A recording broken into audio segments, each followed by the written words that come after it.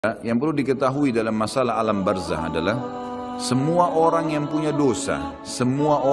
dosa, dan tidak sempat bertaubat di dunia, maka sudah cukup mendatangkan azab kubur padanya. Walaupun dia belum tentu masuk ke neraka. Karena untuk masuk ke neraka harus ada timbangan amal hari kiamat. Beda kalau orang kafir dan orang musyrik.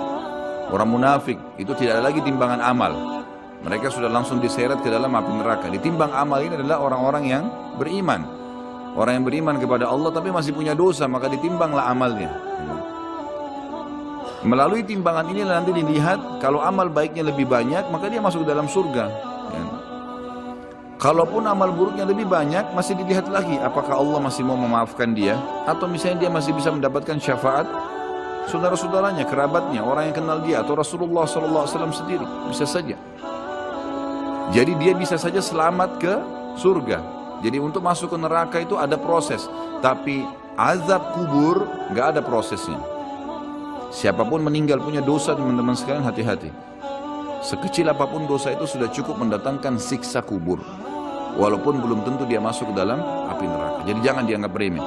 Makanya kisah yang masyhur berhubungan dengan masalah ini adalah kisah Uthman bin Affan radhiyallahu anhu yang pernah menziarahi kuburan lalu terisak-isak menangis seperti anak kecil.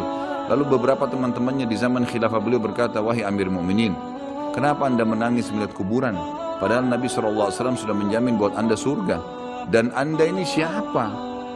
Terkenal anak mantunya Nabi SAW, ya, dapat jaminan surga. Nabi sebutkan lisannya langsung, Uthman di surga, dijamin.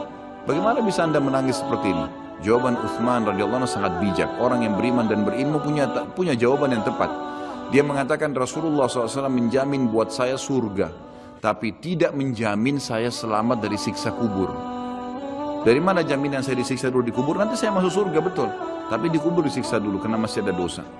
Maka pemahaman yang dikeluarkan oleh para ulama tentang tadi saya bilang, dosa itu sekecil apapun sudah cukup untuk membuat adanya siksaan, gitu kan? Itu karena pernyataan Uthman bin Affan yang menyebutkan statement tadi, gitu kan?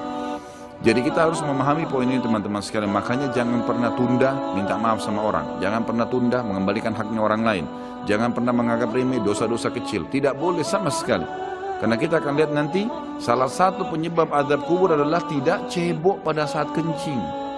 Masalah kecil yang dianggap kecil oleh orang, gitu kan? Banyak orang anggap remeh. Maaf, banyak saudara-saudara kita yang membawa taksi, kendaraan umum di luar sana, kemudian kadang-kadang kita lihat di pinggir jalan kebelet kencing, main mampir sembarangan saja, ya, kencing sembarangan, tidak membersihkan dirinya. Ini